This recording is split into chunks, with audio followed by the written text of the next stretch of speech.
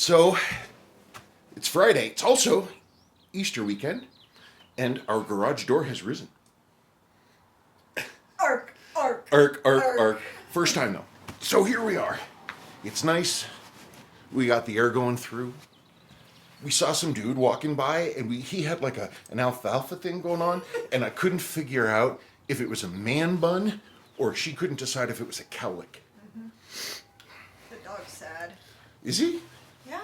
What can I do about it? I don't know. I don't know where he wants to go. I don't either. Problem is, we don't have a dog bed out here. Oh, right. He wants my seat. What he does is if you are in where he wants to be, which is wherever you are, he goes up to you and he puts his head and you're like, oh my God, you love me. And then, you get up and then he just takes the seat and goes to bed. Yep. But he if you've got it, then it's special. Mm-hmm. Wrist check? Oh, yeah, sure. Why not? Boy, I look a little windblown today. Actually, today, if I had the right glasses, this is the closest I've looked to a, Papa Hemingway for quite some time. Time for wrist check. This is an Omega. That was his, it was your sort of Uncle Dick. No, it was my great uncle Dick. it was Dick Phippen. And it was, after he died, one of my cousins found it in his stuff and sent it to me. Uncle Dick was pretty hard on his watches, and this one was no exception. That dial took me a lot to achieve. This model didn't originally come with blued hands like that, but the original, these are the original hands. The original silver, they just look so beaten, and they got lost in the dial with the patina. So I didn't actually blue these. I mixed up a very, very, very thinned out sort of navy midnight blue, and I did all the three hands. It's easily removable, but I think it looks nice. And he put this strap on, and I have, how big do you think my wrist is? It's so tiny. I have the tiniest wrist, and this, I'm like, is it supposed to fit Rocket and his little Chihuahua ankles? I mean, I don't know. It's wild. This is actually a cool strap. This is a 40s or 50s Hamilton strap. Branded for Hamilton, but it's made of wild peccary, which is in fact a feral hog. Great. And sorry that he's wobbling. We just don't feel like getting up. We don't. Ooh, here's a watch that I've been experimenting upon. Oh wait, no, I'm upside down. So I'm doing this upside down. This is my baby G. What? Yeah, it's a baby GS because it's. Oh, I'm like, that's not a baby G. My pink one is. No, it's a baby GS because it's the same in every way to the 6246 GS except the dial and the branding. One of the things I don't like about JDM watches, it drives me nuts, is they're not lumed. They're almost never lumed. So I decided to do a surprise with this one, and I'm going to do a whole separate video segment about that, but I'll insert a picture of my custom lume right here.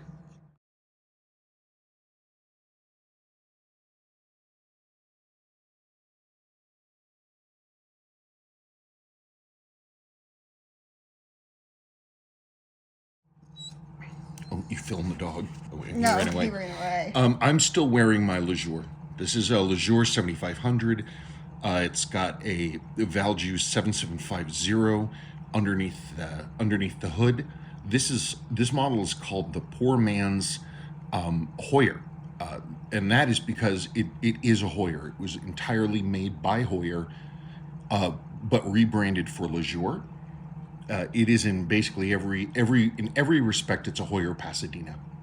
The bracelets on these are interesting. They're unbranded. This is the correct original bracelet. They're unbranded, and apparently this specific kind of bracelet was used on other chronographs, like a Breitling Navitimer. Apparently, a fellow has one that came with this bracelet. So I'd like to know more about that. If anybody knows about that, let me know. Any case, it's just about one of my favorite watches. It really is. Every time I look at this, there was one time many years ago, I was like, I never wear that. I should sell it. And I kept it only by the thinnest of margins. I'm so glad I never sold this watch. Mm-hmm. Okay, thank you. From watch. Oh wait, this was from Yeah, watch repairology 1.01 meters. Maybe that should be 0.101. Oh. The joke being, 101 is first level, and I'm obviously a tenth or 100th of percent before first level since there's so much that I still don't know. From Golanowski 1. I gotta find my dibble to get into trouble, not keep a track of that thing, man. That's why I married her. I want to sit like this. Okay, well, you can sit any way you want to. I know. Here we go. I thought your phone was about to die. Well, I put it on low power mode. Okay. And it charged. All right, that's cool. Oh, right, we're not using your phone for making the movie. I got a new thingy. The 62 MAS from Edward1312. 62 MAS is IMHO as iconic as any Rolex diver. I'd say more so. Maybe Rolex divers, the Submariners, people know them around the world, so, they're super recognizable, I guess, but in terms of uniqueness, unless you're, really a super fan, you, We're trying to, because we're using his phone, which makes us look yeah, it does this back. fisheye thing. That's why I've got the Papa Hemingway square head thing going on. My face is not actually like that big giant block. Look, I even have the like he did. Sort of his head was this trapezoidal thing. You didn't. Oh, the thing with the 62 MAS, it is iconic. It's iconic, but it's still kind of indie geek level of watch knowledge. Anybody can say, "Ooh, that's a Rolex. How cool!" There aren't many people you're going to run into in life who say, "Holy crap, there's a 62 MAS." So that's the thing, man. It's an extremely personal choice. You're sitting like I sit. Are you comfortable? Not really. Oh, okay. Well, how about you sit here and I'll sit there? Why? Because I want to sit dead on, and you like sitting sideways, or maybe you don't. No, that's stupid. Let's just do our thing. Okay. I'll sit normally. Okay, for LZ Seiko 78287049 from Andy Beckett 4480. I have the anodized black version bought in Hong Kong in 1984. Still works, great watch. I also have an Omega Speedmaster, which I bought new in the UK 1977 for £240. Complete Wow. junk, never worked for a year at a time without having to go back to the Omega. Been sat in a drawer for years, bought the Seiko to replace it, Seiko every time. Hey, I love doing trade for service. I legitimately, no joke, I love doing trade for service. So, if you want to talk about something, maybe we can work something out. Whoa. So if you want to write us an email at kvw@kleinvintagewatch.com. Repair. Klein Vintage Watch. We own both, right? Yeah, but then I'd have to buy another email address, and lots of people have that. I'm sorry. No. kvw at kleinvintagewatchrepair.com. Mm-hmm. Yeah, it's by the way, they are great. And you got the PVD. Is it date 8 or is it like a 7828 just the time? Whatever. I'd be super excited to see it. They're great watches. Okay. Mail call 187 Lawson Mars 6110. Ooh. Hey guys, hope you are keeping well, as well as we can. With all your recent findings of the rare dial navigator, what do you think of the rumored prospects reissue of the Pepsi navigator, of the Watch You Seek new and upcoming Seiko watches forum, especially after last year's 5KX GMTs and the recent Marine Master GMT? There is a lot of opportunities for Seiko to bring back some classic GMT designs. Keep up the amazing work. Kind regards, Lawson. Well, I'll have to look that up. If you have a direct link to the pictures, but I can Google them, I guess.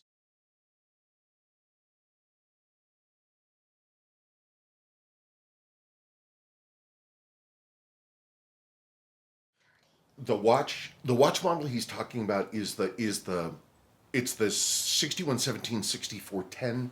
It's the regular silver navigator case.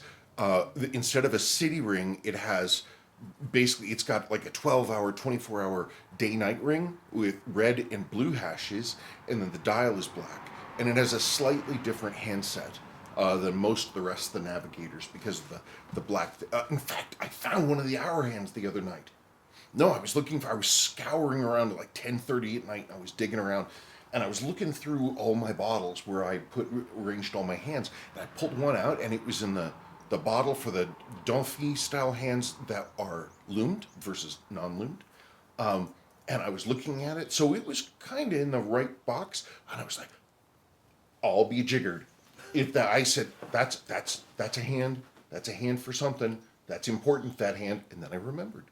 If you know, like anything, if Seiko does a good job, I mean, they're really cool. That particular model of Navigator was pilots in Vietnam liked them, along with there's a couple other watch models that they loved, but that one again, if they do it right, it'll be fine.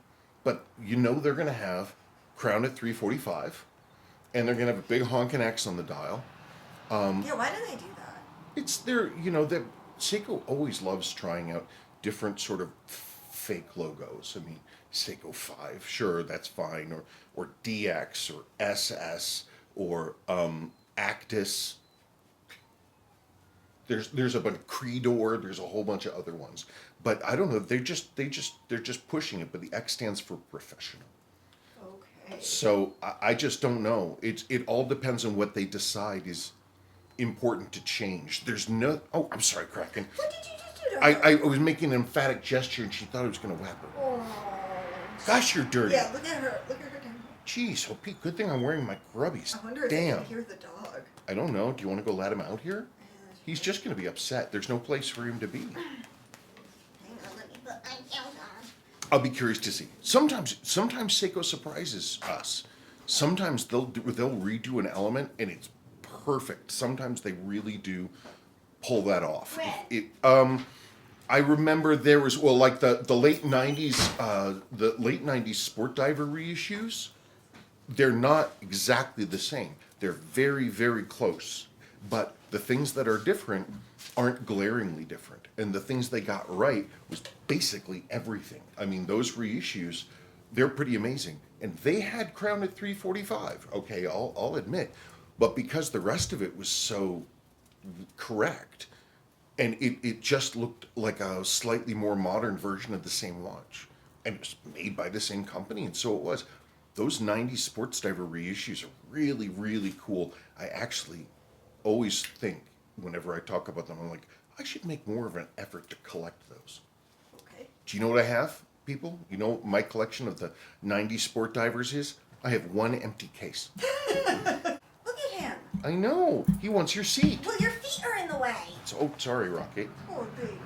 Oh, speaking of Rocket, I had sort of a fun thing happen yesterday. We had to have a gas line ripped out, taken out. We moved from a gas stove, which are incredibly dangerous, apparently, we just learned, Yes. to an induction stove, and they're super cool. Anyway, the dude comes over, and he's going to rip this thing out, and he's looking at me, and I'm trying to do something on my bench.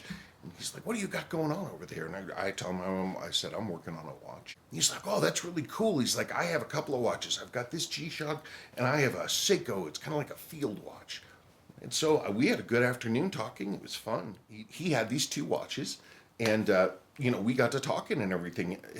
He's never heard of me, which is no surprise. Not many people have. Yeah, the best was when somebody in town ordered a crystal and I got there the next day, and the watch person in town had no idea who it was. I know, it's funny. Anyway, so we talked, and it was really cool. And we chatted, and his watch was what I thought it would be, which is an SNK 809.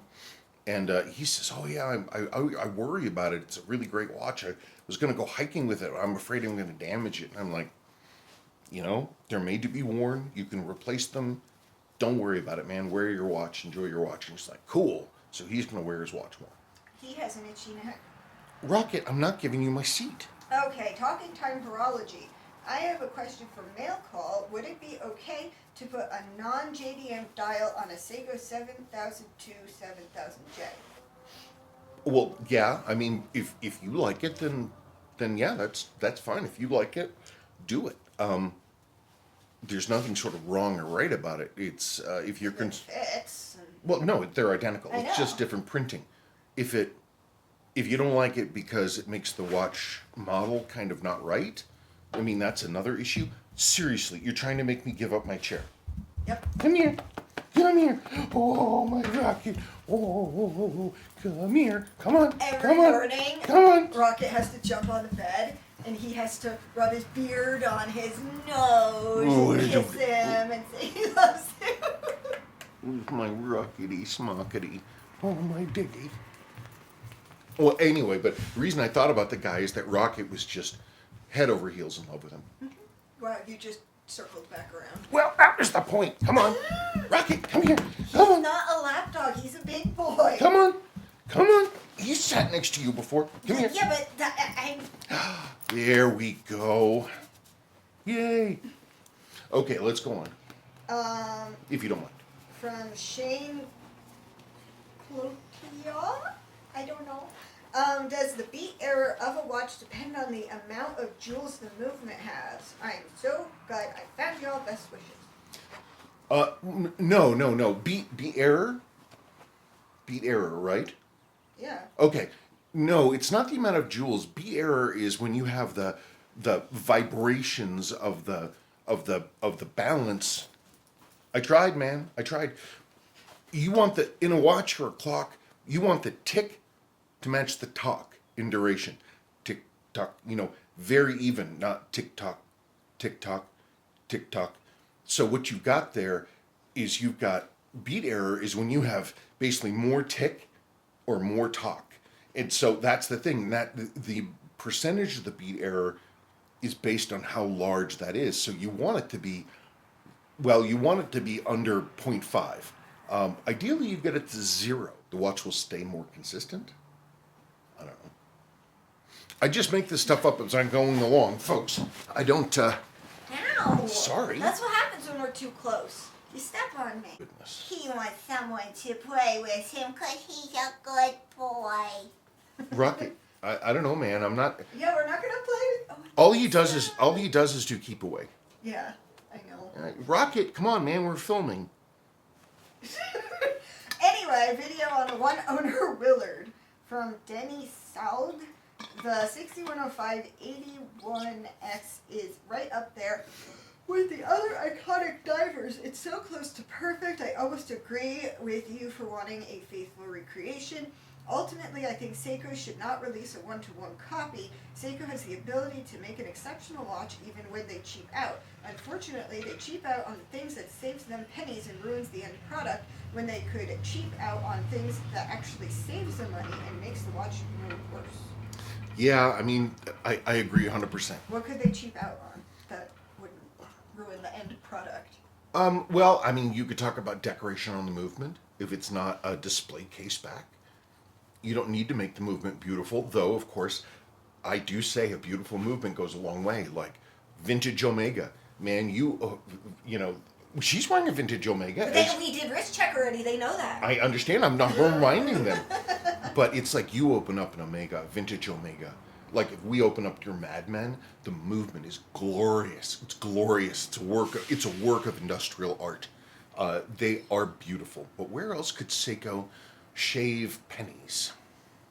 I don't know. They're shaving pennies all over the place. Well, no, but like, where could they shave pennies that it won't ruin the end product? It have to be something. I'm sorry. Well, no. So it's like, they're plastic pieces. They put them back to being metal or whatever. And what could they cheap out on to save money to make up for the money that they're now spending on what they're cheaping out on now? Does that make sense? No, it does make sense. I mean, you have to reduce material somewhere. You could change the underneath dimensions of the case, so you're using less steel. Well, if they went back to the old way of doing inserts on rotating rings, like on a 6309 or 6105, those things, they're made with perfect tolerances, so they snap in. You don't have to do anything. Modern Seiko just uses a ring of adhesive paper. So what they're doing there, because they're not going to hit to the tight tolerances, is they're going to have a completely separate supply chain for this double-sided adhesive tape that they're using, as well as the manufacturing and also the process of applying it. In effect, making an insert a two-piece piece, and it doesn't have to be. So they could basically make their watches slightly higher quality. All they would need to do is, I guess they must have decided to do it that way because they couldn't guarantee truly accurate QC. Like truly accurate, their basically stuff is sloppy enough that they can't guarantee that the parts made are just going to snap in. I don't know if I'm right, but if that's the case, that's a little grim, isn't it? But yeah, they could. I mean, if they made their tolerances better, they'd have to have better machines. They'd have to have somebody doing a lot more maintenance, and we know they have QC problems.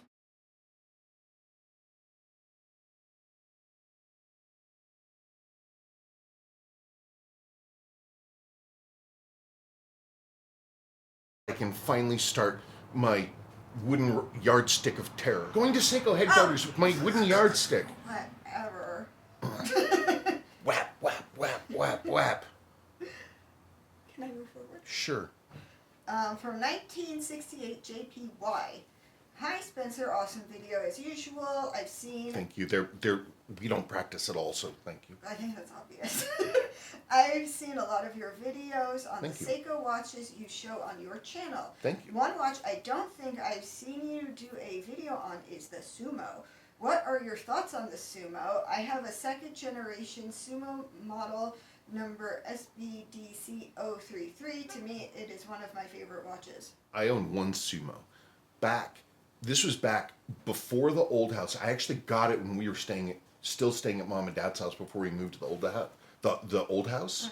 Do you remember it was an orange diver? No, it wouldn't have, but you didn't get into watches until we were in the old house. No, I think this was right before I was going to go to San Francisco. Yeah, but that was at the end of being. I don't know. We moved here, we had to stay at your parents' house, your mother wanted to be involved in everything, and we found a rental in like 2 days and moved out, and then we lived there for a while, and then you got into watches, and then you bought the Sumo, and then you went to San Francisco, and blah, blah, blah, blah, blah. I guess I think you're right, because I remember being in Mom and Dad's house and looking at the Sumo, and I had just gotten it. I also remember looking at it, and I was making a post, I was sitting on the patio in the back of the old house. I loved the look of the Sumo. When I first saw one, when I first got into watches, I just loved the orange. I thought it was super cool. And I bought one, and I tried really, really hard to love it. I tried really, really hard to love it. But the problem is that it was simply too big. It just felt like it was like 10% too large. Just like my other one, my SUN 019, that big mega auto quartz tuna. It's a beautiful watch. It's just like 15% too large. Also, I didn't like the font in the insert. It looked like they showed like it was the wrong font. It looked like it was a font substitution error. Because, I don't know, but that's just me. That's just a personal thing. So I've never reviewed one because I've never worked on one, or I haven't owned one in well over a decade. I don't know what other people think about it. That is one thing. Seiko wants to save some money. They want to save some pennies, not make things worse. Stop making watches that are over the fashionable size now. Everything is dropped back to, like, for men, to like 36 to maybe 41. For me, it's 36 now to 39, maybe 40. And it used to be I couldn't wear a watch under 41. Desperately seeking Susan, I couldn't agree more. Why a $1 billion company couldn't find a way to place a crown in the exact 4 o'clock position. Even my beat-up, cheaper Seiko quartz is more good-looking than the one they do today, logo and design-wise, in my opinion. I don't know. Yeah, it's just the way it is. I mean, a lot of people dig it.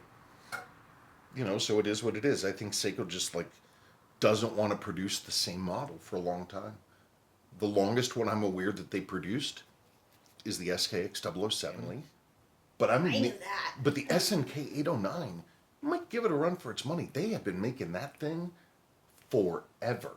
To the point I remember gosh, when I was first in the forums and people were asking questions, do you think this thing's going to be a future classic? And not that I'm any great authority on this, and I don't say that facetiously. A lot of this stuff is just me voicing opinions. There's no basis about most of the things I talk about. I just take a stab at it, and then, sometimes it's right. But and if he's not right and you know that, feel free to tell him. Yeah, that's we fine. Won't be offended. I don't have any pride built into that. I'm deeply conscious of how much I don't know. There's so much that I don't know, and there's also so much that I've forgotten because I don't write anything down, because I can't take notes because of my ADHD. I have to have everything in my mind, and of course, the problem with having everything in your mind is that if you forget something, you don't know it's missing. Oh, right, the SKX00. Oh, that's right. I was talking. Oh, so there was this thread at the old forum. They were like, "Do you think these things are going to be a future collectible?" And I thought about things that I'm aware of, like vintage, old Volkswagen Beetles and old Vespa, Italian Vespa scooters, the old ones, and different stuff like that. I can think of other examples, like early Japanese Fender basses and guitars. They were considered utterly replaceable garbage back in the day. They're so expensive now. The first couple 3 years of Fender Japan products being sold here, they were exquisite. He's lying in the dirt. Well, what do you want? Poor puppy. Well, what do you? No, I mean, but he's happy. He's happy. He's in the sun. Everything's cool. Or like Volkswagen Beetles, man. I remember. I mean, a guy. I got one for free. It was a '58. I just had to go and get it. They were a couple, $400 or $500. Granted, those were 1980s dollars, but they weren't a lot of money. And because no one valued them, because they were everywhere, and everybody thought they were cheap, they all got crushed or gotten rid of or chopped up or whatever. And then all of a sudden you're like, hell, there aren't any more of them around. Like your Neon. Oh, yeah.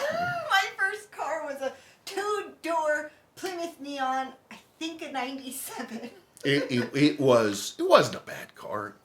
It was a tin can. It wasn't a Geo. But so... It's a step up from Geo. Yes. But, so we were talking about how they're not around anymore, and then suddenly I started seeing them again, and I don't know why. Yeah, or... Miatas is the other one everybody's collecting for some reason. Oh, another one that I swear, mark me down, I predict 2, well... I know what you're going to say. PT Cruiser. Oh, I thought you were going to say the Aztec. Oh, that was my next on my list. No, I think the Aztec is a legitimately cool car, especially if you get the later one in that crazy metallic banana yellow that has the camping package. Oh, I wanted it so badly. I know. I was there. And then Breaking Bad happened, and he was like, see? I know. I always wanted one, but the PT Cruiser is a meme because it's so hated. The first time I saw it, there was a thread on Reddit like, God, it must have been like 8 years ago. Can you believe it? But anyway, it was an early Ask Reddit thing. It said, "Dear Reddit, what car have you owned that you hated the most, and why was it a PT Cruiser?" And the whole thing, it was like on the front page, people memeing about the PT Cruiser, but you never see them anymore. Yes, I do. Not as often as you used to. No. We saw one when we went to TCBY. Yes. And I was thinking, I was like, man, we haven't seen one of those in a while. Same thing with Vespas. Man, my favorite Vespa I got for $90 because no one cared. It was literally stuffed in the back of a junk PG&E van in the back of some guy's house, like up in Vallejo or something else like this. Problem is in every single one of these cases, all of a sudden, the thing that you thought was everywhere is nowhere because all of them had been crushed. And like many other people who want their old Corvettes, their old, 63 split windows or any of that kind of stuff, all of a sudden you can't find one. Everybody's getting nostalgic about them, so they're wanting one now. There aren't very many left, and then the price goes up. So it's going to be a long time before somebody can't find a new old stock SNK 809, but it will happen. Okay. And they're great watches. They're great watches. No, that's the Spencer Klein theory of collectible economics. Yeah, but I mean, the DeSoto was ugly, and that was never collectible. No, though the Chrysler version of that DeSoto was the Chrysler 300p, 300C. Whoa, that year was so cool because the way that DeSoto always had kind of weird design things. They would put all kinds of weird, flashy, Jetsony, Homer space car kind of things on it. The Chrysler versions were pretty scaled back. And the Chrysler 300 version of that 56 DeSoto, like the grill, because it has a double opening grill, the grill was this gorgeous inset chrome egg crate. Oh, it was cool.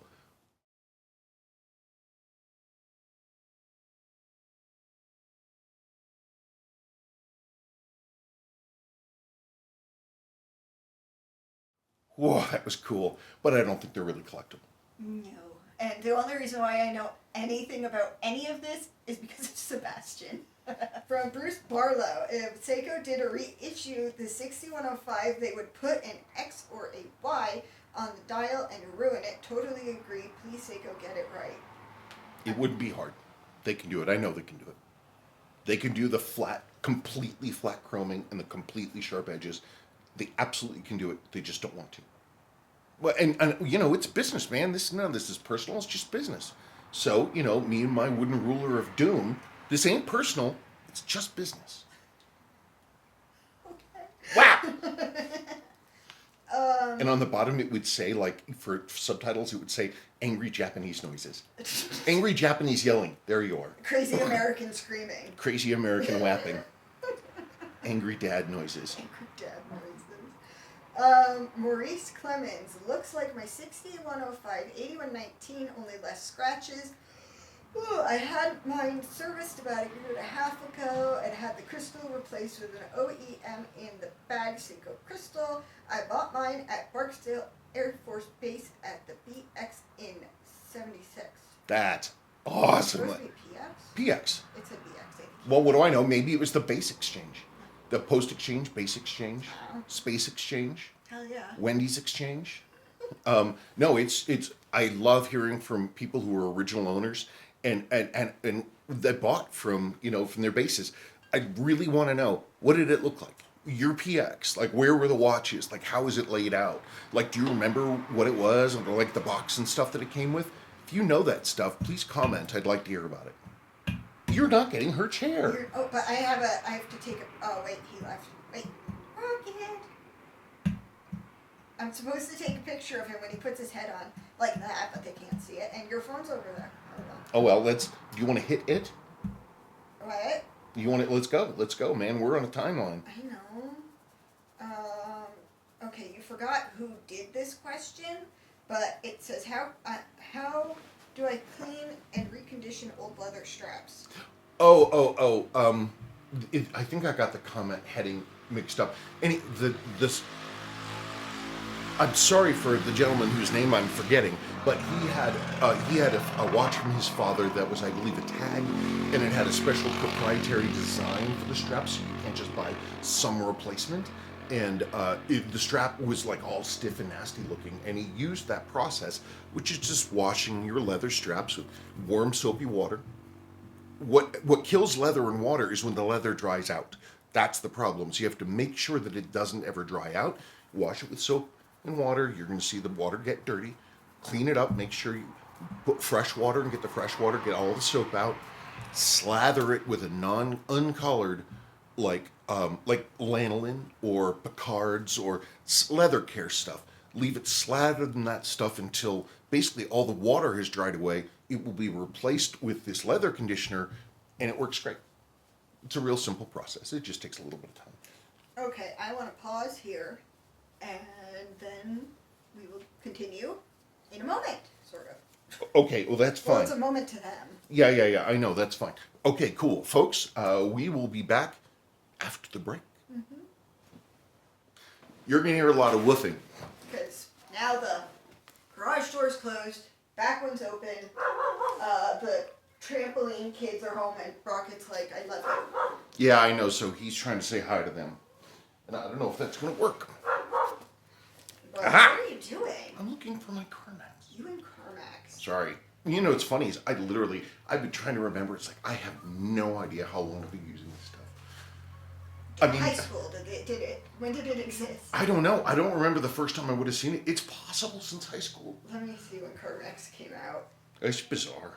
Carmex. I just don't remember. You'd think for something that I use every single day. Oh, it was made in the 30s. Really?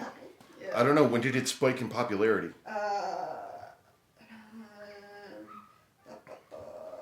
88. You got it. Yep. When you were in college. Yeah. Okay. So that would make sense, In actually. 89, they began producing it in stick form, which had been the longtime form factor for chapstick and Blistex. Yep. Yep. So that would be it. I probably picked it up with, somebody I met, one of my friends or something. Okay, they didn't need to know that. Well, I mean, now they do. Well, look. This is what we do all the time. The thing about knowledge is you never know. You never know. It could come in handy. Anyway, I'm back. Yep. Okay. So we are still in the video for the one owner Willard, I guess. I don't see any updates. Okay.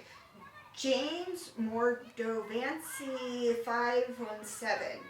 And I was wondering, what kind of glue do you use to fix pieces and flaps that have come loose? I have a few of those on mine. Okay, so actually this is Segment?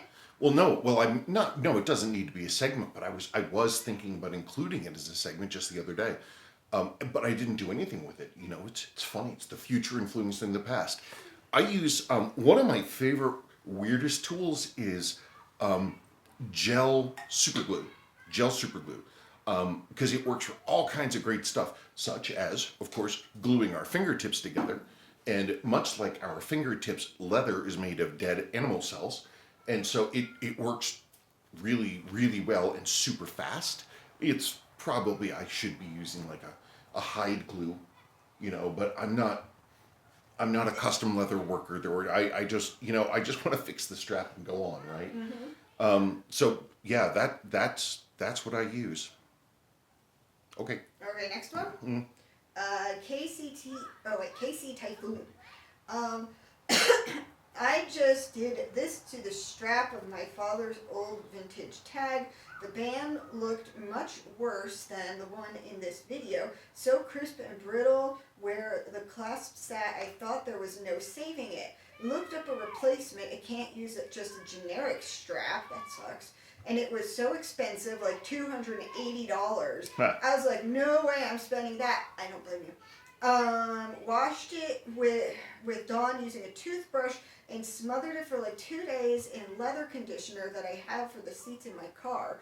I could not believe how good it came out. Night and day, literally. I wish I had taken before pictures. Now just waiting for a new battery. I want to show it to my dad since he gave it to me years ago. And I never did anything with it. Thanks for this. Made all the difference. Watch would still be sitting in a drawer being ignored otherwise.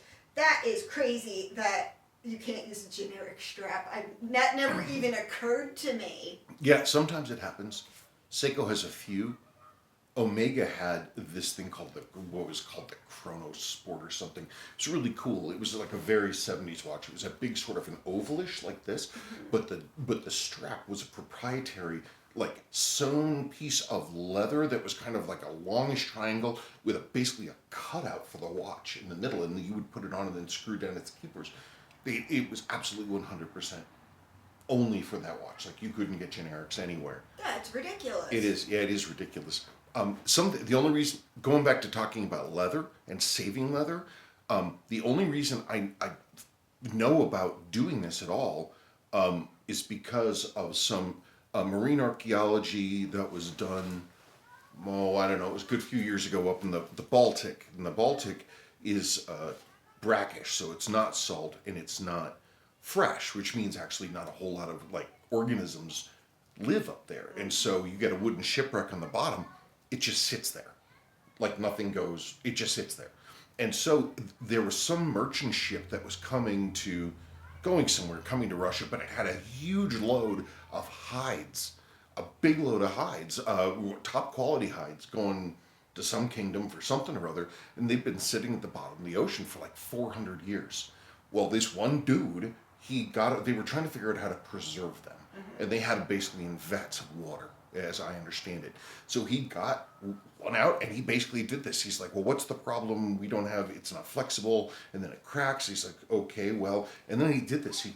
He cleaned it and made sure this 400-year-old leather was clean, and then he took it out and he just slathered it with lanolin, just encased it in lanolin. And when he got this stuff out, it was perfectly fine. How many tubes of nipple cream do you think you had to buy from Safeway? I don't know, but I mean, he was able to make and sell leather products. Wow. It's a specific kind of leather. It's called, but it's perfectly fine leather. Once you reanalyze it, it's fine. Okay, so this is the valuation of the 6306 from Biff Tinning BTT. And we were just talking about that earlier today. Yeah, well, but you know, it's kind of a weird day that Back to the Future doesn't come up in this house. Honestly. What? I just talked to Sebastian. No. I'm saying literally, it's a rare day when Back to the Future doesn't get brought up in this house. He's obsessed right now again with Jurassic Park, which is cool.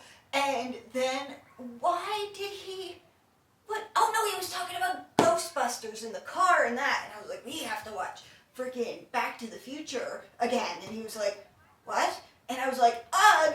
And then I said I wanted to do a rewatch of it, and that was like 2 days ago. And then yesterday, because of Mandalorian, we were talking about it, and then we were talking about it today. Yep, it's true. Okay. The 6306 used tritium, right? I'm sure that's what turned the binder yellow. They probably used a different lume binder later. As far as I understand it, the lume was the same.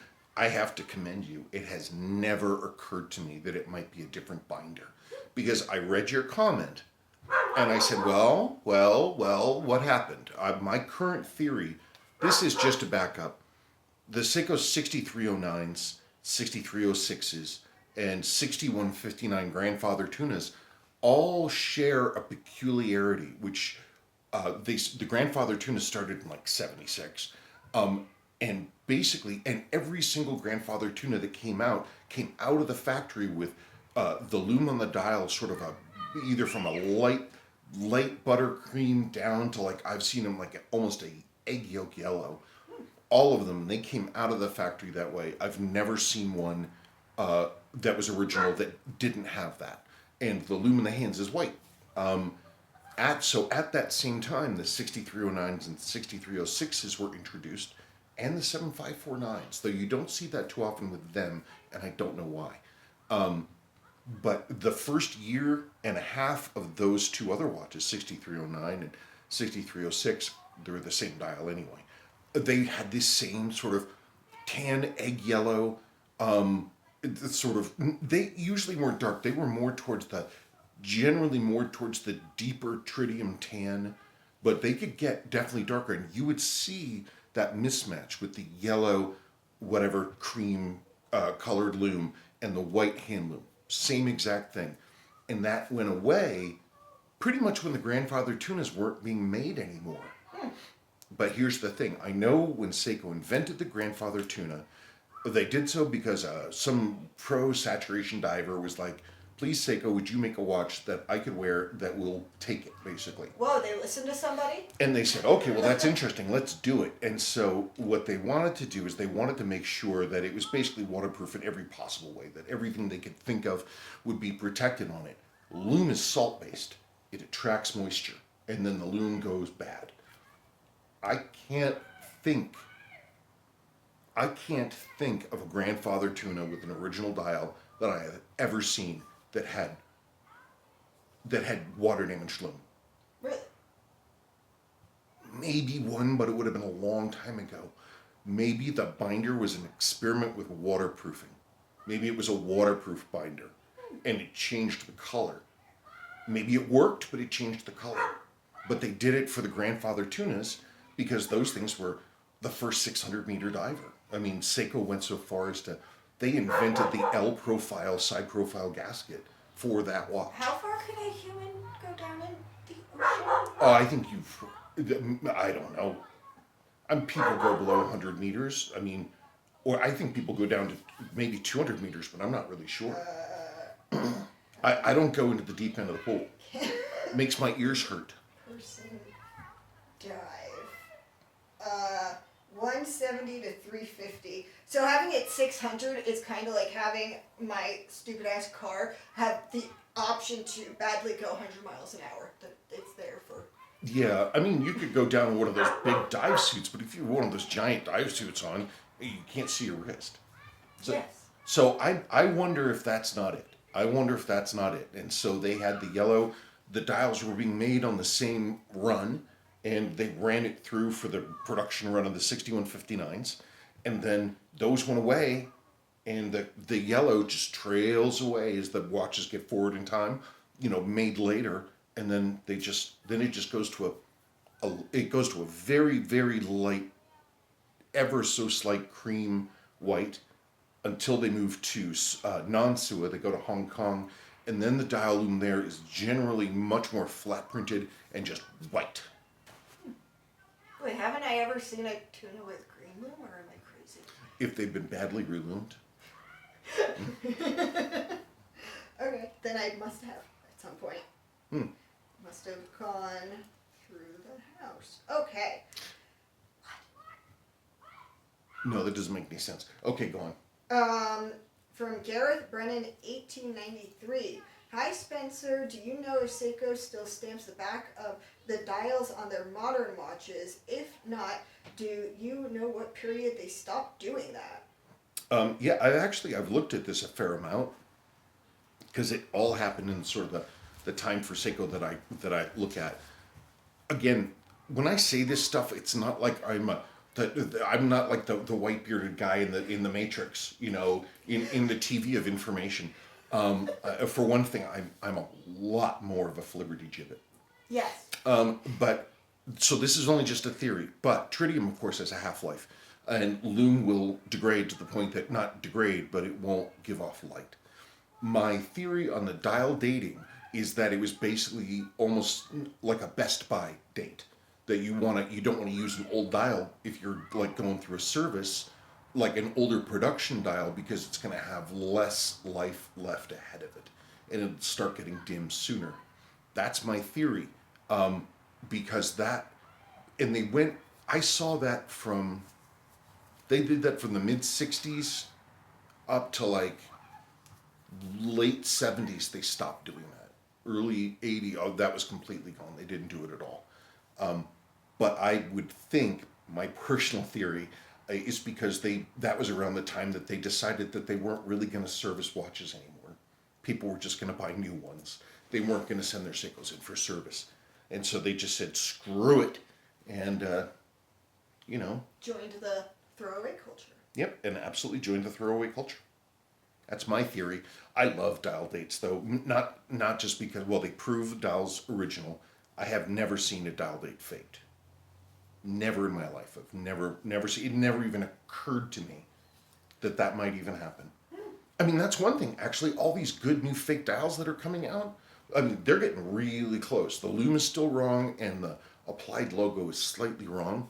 But man, none of them are dated on the case back. I just thought of that. You imagine if somebody comes up and all they have to do is replicate the font? Mm-hmm. Eek!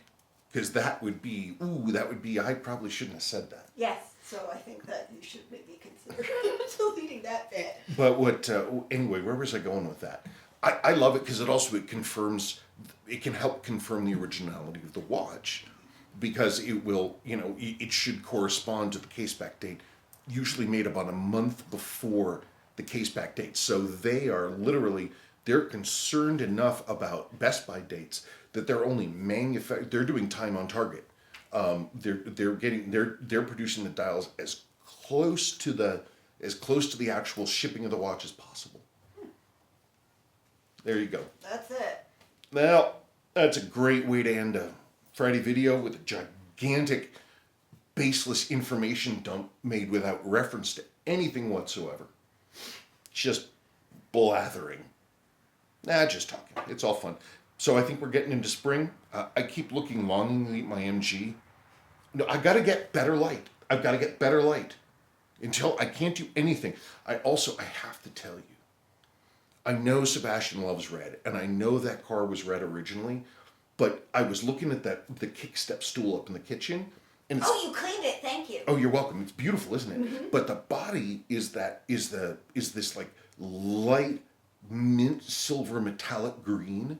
It's a Porsche color. I don't like that. Oh, I was looking at it and I was like, oh man. It wouldn't look good on this car. Oh, I don't know. But the problem is, it's not an MG color at all. It's a Porsche color.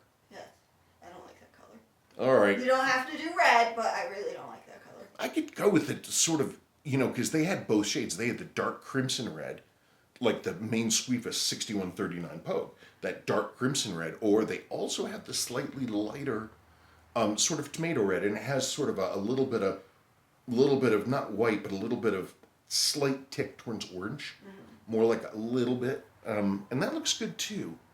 I don't know. I look at that color, that Porsche green, and I'm like, it's so pretty. I just think it looks elegant. Plus, silver and green. I am a Slytherin. All right, folks. Thank you for the questions, and thanks for watching. Yep. Okay, bye-bye. Bye.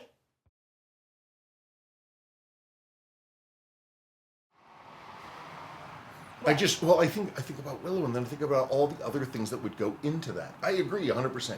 It's got to be a little bit later.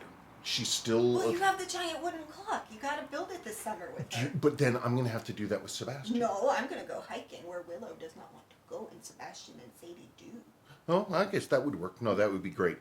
I'm trying to rewind my brain. Sorry. What were we